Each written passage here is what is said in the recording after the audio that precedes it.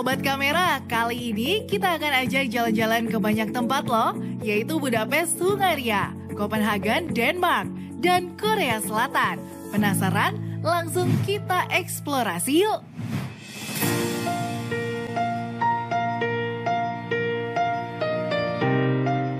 Hai, selamat datang di Budapest, ibu kota Hungaria yang kaya akan sejarah dan keindahan, di mana sejarah dan arsitektur bertemu dalam harmoni yang menawan. Di sini kita bakal explore salah satu spot paling keren di kota ini nih, Fisherman Bastion, terletak di jantung kota Budapest. Letaknya di atas Bukit Buda, berdiri sebuah landmark yang tidak hanya menawan secara arsitektural, tetapi juga syarat dengan sejarah. Kali ini kita mau mengunjungi yang namanya Fisherman Bastion, karena ini salah satu tempat wajib untuk dikunjungi saat di Budapest. Kita habis naik tangga dan masih mau lanjut lagi naik tangga. Naik. Justin here mana? Gereja, namanya Gereja Matias, yang motif atapnya sekilas terlihat seperti kain tenun Indonesia. Gereja Matias adalah sebuah gereja yang terletak di kota Budapest, Hungaria. Ini adalah gereja terbesar kedua pada abad pertengahan Buddha dan gereja terbesar ketujuh pada abad pertengahan Kerajaan Hungaria. Oh ya, ada patung Raja Stefan I di depan sini loh. Dia adalah raja pertama Hungaria dan patung ini jadi simbol penting buat negara ini. Lumayan jadi spot foto tambahan yang keren ya. Jadi Fisherman Bastion ini dibangun akhir abad 19-an dan tampilannya super keren kan? Ini benar-benar mirip kastil dari cerita dongeng. Dengan menara-menara bergaya gotik dan romanesque yang bikin kita merasa kayak di dunia fantasi. Kenapa namanya Fisherman Bastion? Jadi dulunya nelayan yang jaga benteng ini. Ya, mereka adalah pahlawan yang melindungi kota dari serangan musuh. Jadi keren banget kan? Ada tempat yang ingetin kita sama sejarah itu loh. Kalau kamu lagi cari spot Instagramable, ini tempatnya nih. Setiap sudut dari sini asik banget deh buat foto. Jangan lupa bawa kamera dan siap-siap dapat banyak like ya. Nah, jadi itu dia guys. Fisherman Bastion adalah tempat yang harus banget masuk dalam itinerary lo kalau ke Budapest ya.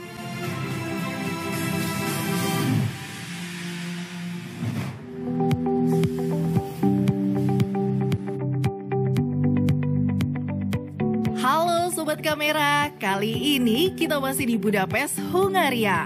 Dan mau ngajak kalian buat jalan-jalan virtual ke tempat yang super menyentuh dan bersejarah banget nih. Yuk langsung aja kita cek patung sepatu di tepi sungai Danube. Di tepi sungai Danube yang tenang ini berdiri patung sepatu atau Tipoca Duna Patron dalam bahasa lokal. Sederet sepatu dari berbagai ukuran dan bentuk, semuanya dari perunggu. Ditata rapi seakan menunggu pemiliknya yang gak bakal balik. Sepatu-sepatu ini bukan cuma patung biasa guys. Mereka menyimpan kisah tragis dari masa lalu, khususnya saat Perang Dunia Kedua. Pada tahun 1944, Budapest di bawah kekuasaan Nazi Jerman.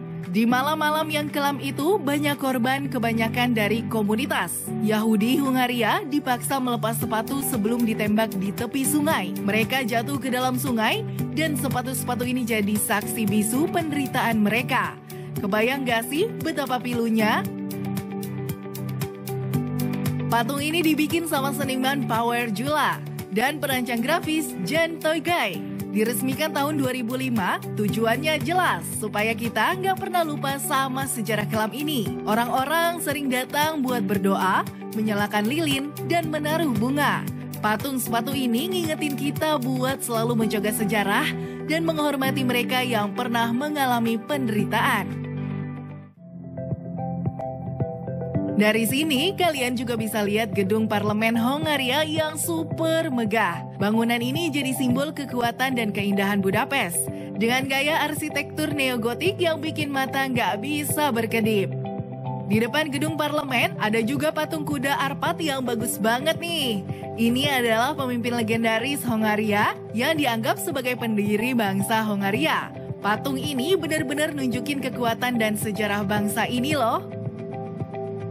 Sedikit berjalan dari gedung parlemen, kita tiba di Freedom Square. Di sini terdapat memorial untuk korban pendudukan Jerman yang diresmikan pada tahun 2014. Monumen ini menjadi pengingat periode gelap saat Hungaria diinvasi oleh Jerman Nazi pada Maret 1944. Patung elang yang melambangkan kebebasan yang hilang, sementara relief di sekitarnya menceritakan kisah penderitaan dan keberanian. Monumen ini mengajak kita untuk merenung dan menghormati mereka yang mengalami penderitaan selama masa perang. Ngomong-ngomong soal patung, di Freedom Square ada patung Ronald Reagan yang diresmikan untuk menghargai perannya dalam mengakhiri Perang Dingin. Patung ini jadi simbol hubungan erat antara Hungaria dan Amerika Serikat. Sobat kamera, Budapest nggak cuma indah, tapi juga kaya dengan sejarah yang mendalam. Jadi kalau kalian ke sini, jangan lupa mampir ke patung sepatu di tepi sungai Danube. Ingat, sejarah itu penting buat diingat dan dijaga ya. Sampai ketemu di jalan-jalan selanjutnya. Nah, gimana nih jalan-jalan kita hari ini Sobat Kamera? Setelah yang berikut ini, kita akan lanjut jalan-jalan di Budapest ya.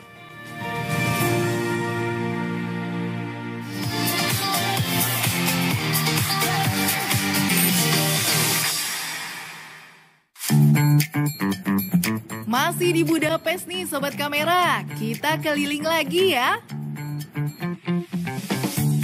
Lagi kehabisan air minum. Tepat di depan jalan raya, setelah kita turun dari bus, terdapat fasilitas keran air minum gratis. Tempatnya unik, airnya dingin dan menyegarkan. Ini dia salah satu ikon Budapest, jembatan rantai alias Székely-lantai. Jembatan gantung pertama yang menggunakan Buddha dan Pest di sepanjang Sungai Danube. Bener-bener spot foto wajib ya kalau ke sini. Dari jalan raya, kita bisa lihat ada salib besar di atas bukit. Penasaran? Kita putuskan untuk naik ke sana ya. Ketika sampai, ada monumen Saint Stephen, raja pertama Hungaria yang ngenalin agama Kristen ke sini. View dari atas nggak usah ditanya deh, cakep abis. Bisa ngelihat Budapest dari ketinggian, termasuk si jembatan rantai tadi. Di dekat situ ada gereja Gellert yang sangat unik. Dibangunnya di dalam gua alami. Gua ini terbuat dari batu kapur, bahan bangunan yang banyak dipakai untuk bangunan bersejarah di Budapest. Naik tangga ke ruangan atas. Ada bangku-bangku dan layar TV yang fungsinya untuk menjelaskan sejarah gereja ini. Di bawahnya terdapat ruangan ibadah yang lebih luas lagi loh. Oh iya, kita diberi audio guide dalam bahasa Inggris untuk menjelaskan setiap detil ruangannya nih.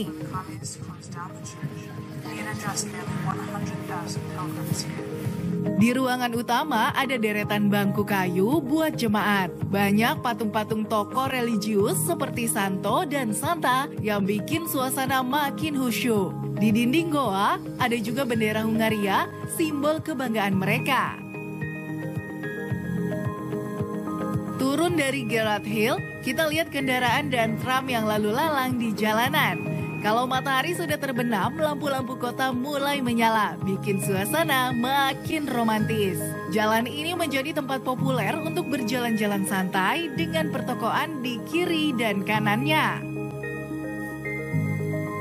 Kalau menyeberang sedikit ke pusat kota, kita akan bertemu dengan Ferris wheel yang dikenal dengan Budapest Eye. Budapest Eye adalah biang lala besar yang terletak di pusat Taman Erzsébet Square atau Erzsébet dalam bahasa lokal. Taman di sekitar biang lala ini jadi spot menarik untuk bersantai dan melihat kota yang makin cantik dengan lampu-lampunya.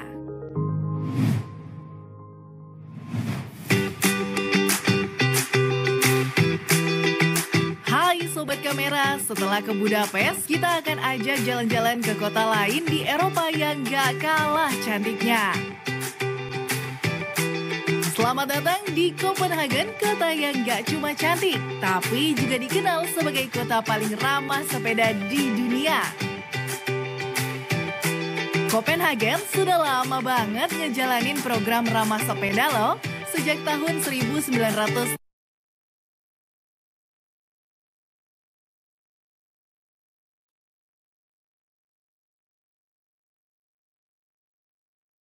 Yang amat semua demi menciptakan kota yang lebih bersih dan sehat loh Sobat Kamera. Nah Sobat Kamera, di Copenhagen jalur sepedanya super lengkap. Ada lebih dari 390 km jalur sepeda yang bikin kita bisa keliling kota dengan gampang nih. Ada juga parkiran sepeda di mana-mana dan fasilitas perbaikan gratis. Jadi nggak usah takut ban bocor di tengah jalan ya. Di sini sepeda itu sudah jadi bagian gaya hidup. Mau ngantor, belanja, atau sekedar jalan-jalan sore. Semua pakai sepeda. Apalagi pulang kerja sore-sore. Suasananya rame banget sama orang-orang yang ngegoes. Asli, vibes-nya tuh seru abis deh. Gak cuma sepeda, mobil listrik juga jadi favorit nih di sini. Copenhagen serius banget mendukung transportasi ramah lingkungan. Ada banyak stasiun pengisian baterai di seluruh kota, plus insentif dari pemerintah buat mereka yang mau beralih ke mobil listrik. Buat yang mau nyobain goes atau pakai mobil listrik di Copenhagen, nih beberapa tips. Rencanain perjalananmu dengan cek lokasi stasiun pengisian dan parkiran sepeda ya. Manfaatin insentif dari pemerintah. Dan jangan lupa update terus info soal teknologi baru biar perjalananmu makin lancar. Jadi mau pilih mana? Sepeda atau mobil listrik nih? Di Copenhagen, kamu bakal ngerasain gimana serunya hidup sehat dan ramah lingkungan. Kota ini emang tempat yang asyik banget buat nikmatin hidup ya.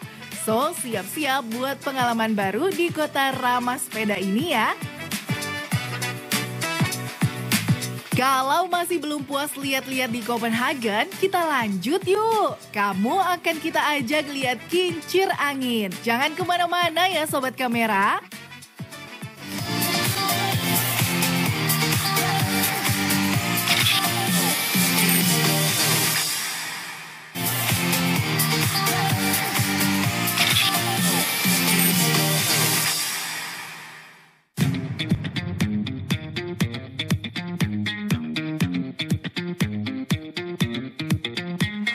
Kita masih di Copenhagen ya Sobat Kamera.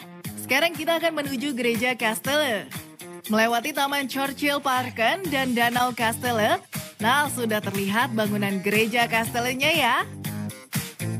Patung Forfalne didedikasikan untuk mengenang prajurit Denmark yang gugur dalam Perang Dunia. Kongsfort adalah gerbang bersejarah yang jadi pintu masuk ke salah satu benteng penting di Denmark. Kita bisa berjalan-jalan melewati jembatan kayu dengan parit di kiri dan kanan yang dulu dipakai untuk menahan musuh.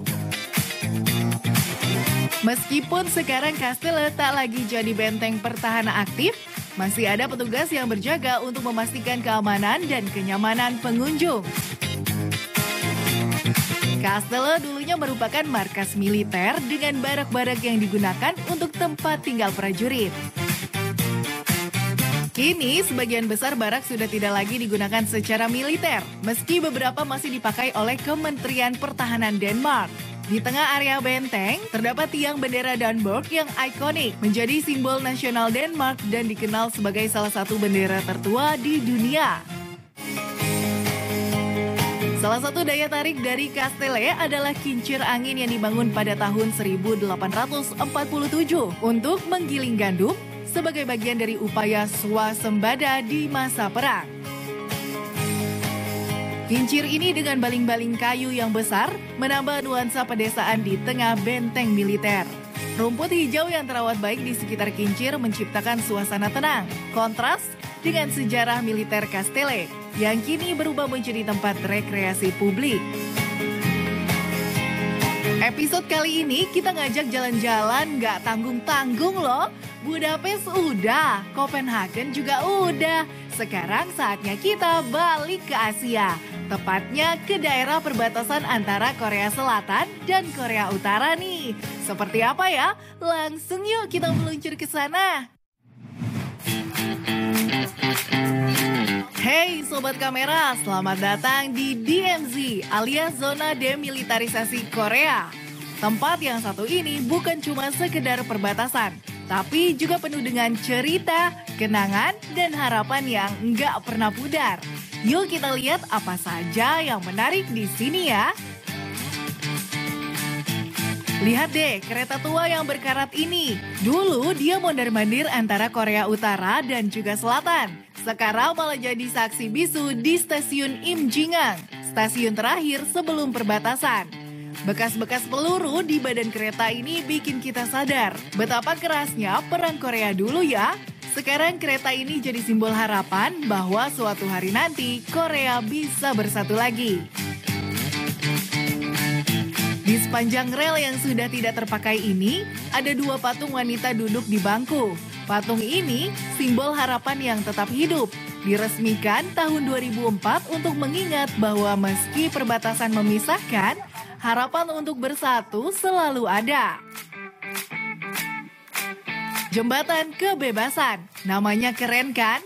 Jembatan ini dibangun barengan sama Gencetan Senjata tahun 1953. Dulu jembatan ini dipakai buat tuker tawanan perang. Sekarang jembatan ini jadi simbol harapan buat kebebasan dan rekonsiliasi. Lonceng perdamaian ini Sobat Kamera, setiap dibunyikan dia menyebarkan pesan damai yang ngelewatin batas-batas negara. Suara lonceng ini kayak ngingetin kita semua kalau hidup rukun dan damai itu lebih penting dari segalanya. Dekat situ ada monumen perdamaian. Ini tempat yang cocok banget buat merenung. Apalagi kalau sambil dengerin musik klasik yang diputer di sini. Monumen ini ngingetin kita meski ada masa lalu yang kelam, masa depan yang damai dan rukun itu mungkin banget loh.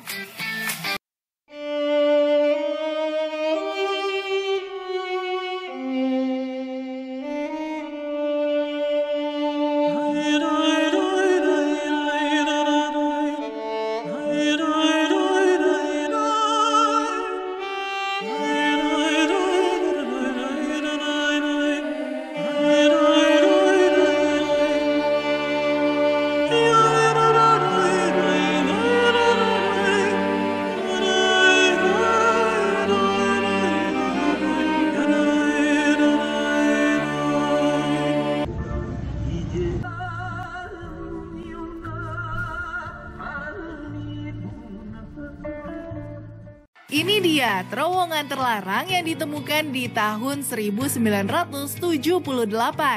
Terowongan ini sebenarnya digali sama Korea Utara buat invasi.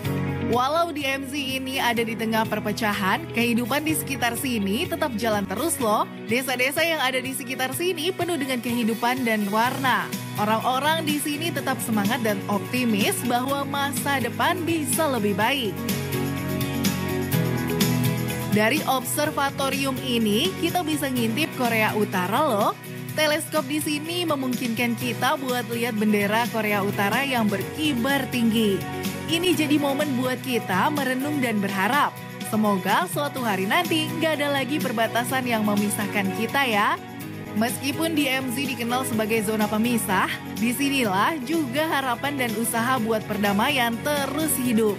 Selama masih ada semangat buat bersatu, masa depan yang damai dan lebih cerah itu bukan cuma mimpi. Gimana menurut kalian tentang DMZ ini? Bagi kita, ini lebih dari sekedar zona militer ya. Ini adalah tempat di mana masa lalu dan masa depan saling bertemu.